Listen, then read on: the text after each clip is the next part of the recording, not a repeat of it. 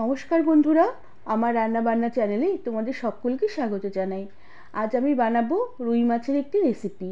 মাছের মশলার সামান্য একটু অদল বদল করে মাছের রেসিপির স্বাদ যে এত দুর্দান্ত হয় সেটাই আজকে তোমাদের আমি বানিয়ে দেখাবো। একদম নতুনত্ব স্বাদের মাছের ঝোলের রেসিপি, খেতে দুর্দান্ত স্বাদের হবে। গরম গরম ভাতের সাথে খেতে অপূর্ব লাগবে। রেসিপিটি তোমাদের সম্পূর্ণ দেখার অনুরোধ রইল। আর দেখে ভালো লাগলে একটি লাইক, শেয়ার আর সাবস্ক্রাইব করে দেবার অনুরোধ রইল। তার সাথে যারা আমার ফেসবুক পেজ থেকে দেখছো তাদের পেজটিকে ফলো করে দিয়ে ভিডিওটি লাইক শেয়ার করে দেবার অনুরোধ রইল। প্রথমে আমি একটি টালা মশলা তৈরি করে নেব। এর জন্য শুকনো খোলায় আমি কয়েকটি গোটা গরম মশলা দিয়ে দিলাম। এখানে আছে তেজপাতা, আর আছে শুকনো লঙ্কা, আছে গোলমরিচ, আর আছে এলাচ, দারচিনি, লবঙ্গ। এবার সমস্ত মশলাগুলোকে বেশ ভালো করে একটু নেড়ে চেড়ে নেব। কিছুক্ষণ মশলাগুলোকে নেড়ে চেড়ে নেবার পরে এই কড়াতে দিয়ে দিলাম সামান্য করে, চামচের আগায় করে অল্প করে একটু গোটা জিরে, আর তার সাথে দিয়ে দিলাম অল্প করে গোটা ধনে, সাথে দিয়ে দিলাম খানিকটা রাঁধুনি আর খানিকটা মেথি, আর তার সাথে অল্প করে একটু গোবিন্দভোগ চাল দিলাম।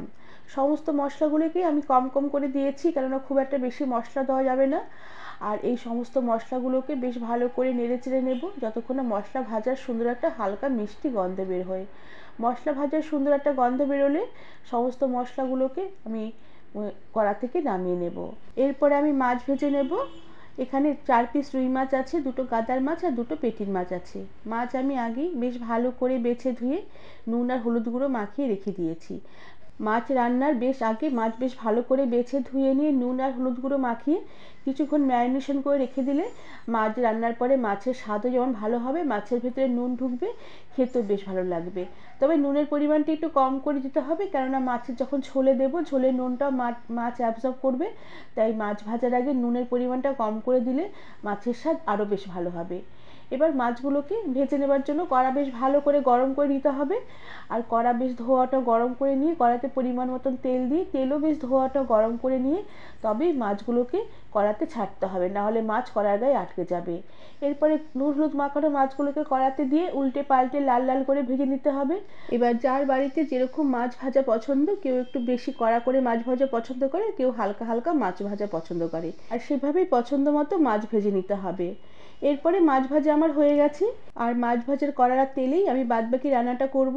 এই তেলেতে আমি সামান্য পরিমাণে গোটা জিরে ফোড়ন দিলাম।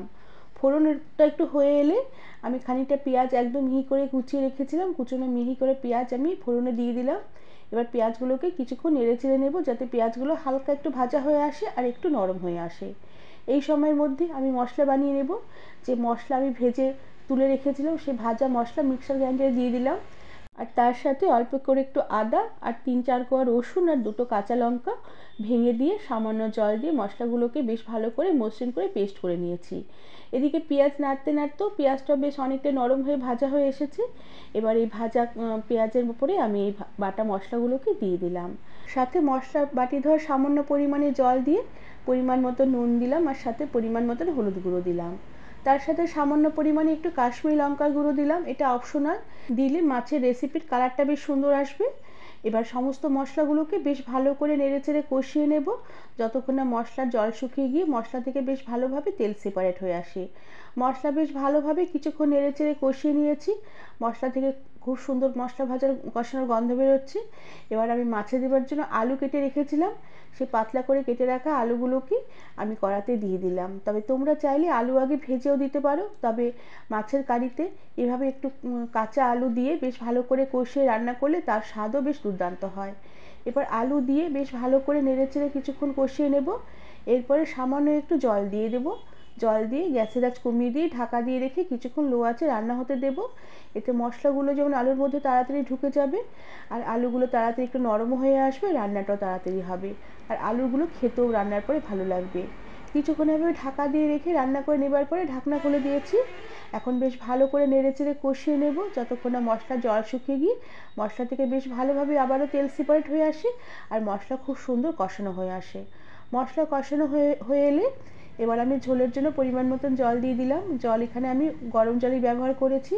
জল দিয়ে বেশ ভালো করে নেড়েচেড়ে মিশিয়ে নিয়ে গ্যাসের আঁচটা একটু কমিয়ে দিয়ে ঢাকা দিয়ে রেখে কিছুক্ষণ রান্না হতে দেব। এতে মাছের ঝোলও যেমন ভালোভাবে ফুটে যাবে, আলুগুলো তাড়াতাড়ি নরম হয়ে যাবে। কিছুক্ষণ এভাবে ঢাকা দিয়ে রেখে রান্না করে নেবার পরে ঢাকনা খুলে দিয়েছি। দেখো আলু বেশ অনেকটাই নরম হয়ে এসেছে, মাছের ঝোলও খুব ভালোভাবে ফুটে গেছে। এবার আমি কয়েকটা চেরা কাঁচা লঙ্কা উপর থেকে দিয়ে দিলাম, তার সাথে ভাজা মাছগুলোকেও ঝোলে দিয়ে দিলাম। আর ঝোলে কাঁচা লঙ্কা দেওয়ার জন্য মাছের ঝোলের স্বাদজন ভালো হবে, আর গন্ধটা ভালো হবে, আর খেতেও বেশ ভালো লাগবে।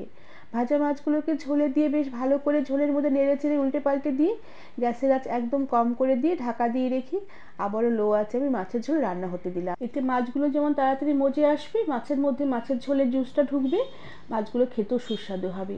কিছুক্ষণ এভাবে ঢাকা দিয়ে রেখে রান্না করে নেবার পরে দেখো ঢাকনা খুলে দিয়েছি, আলুও খুব সুন্দর সেদ্ধ হয়ে এসেছে, মাছও একদম সুন্দর নরম হয়ে মজে এসেছে, আর ঝোলও বেশ অনেকটাই ঘন হয়ে এসেছে। ঝোলে নুনের পরিমাণটা একটু চেক করে নিয়ে ওপর থেকে একটু তাজা ধনেপাতা কুচি ছড়িয়ে দেব। তবে তোমরা চাইলে শাহি গরম মশলার গুঁড়ো ছড়িয়ে দিতে পারো, তবে এখানে যেহেতু আমি আগে গরম মশলা বেটে দিয়েছি তাই তাজা ধনেপাতা কুচি ছড়িয়ে দিলে গন্ধটা একটু ডিফারেন্ট আসবে, খেতেও বেশ ভালো লাগবে। ধনেপাতা কুচি ছড়িয়ে দিয়ে বেশ ভালো করে নেড়ে চেড়ে মিশিয়ে নিয়ে আমি গ্যাসের আঁচ বন্ধ করে দেবো, আর ঢাকা দিয়ে রেখে আরও কিছুক্ষণ স্ট্যান্ডিং টাইমে রাখবো। এতে মাছ আরও বেশ ভালোভাবে মজবে, আর মাছের রেসিপিটি খেতে আরও বেশি ভালো হবে। এরপরে আমি মাছের রেসিপিটি সার্ভ করে দেবো। বন্ধুরা, আমার আজকের এই মাছের রেসিপি তোমাদের কেমন লাগলো আমাকে তোমরা কমেন্ট করে জানাবে। ভালো লাগলে একটি লাইক, শেয়ার আর সাবস্ক্রাইব করে দেবার অনুরোধ রইল। তার সাথে পাশে থাকা বেল আইকনটি প্রেস করে দেবে, যাতে আমার সব নতুন ভিডিও নোটিফিকেশন সবার আগে তোমাদের কাছে পৌঁছে যাবে। আজ তাহলে আসি, পরে আবার একটি অন্য কোনো নতুন রেসিপির সাথে দেখা হবে। ধন্যবাদ বন্ধুরা।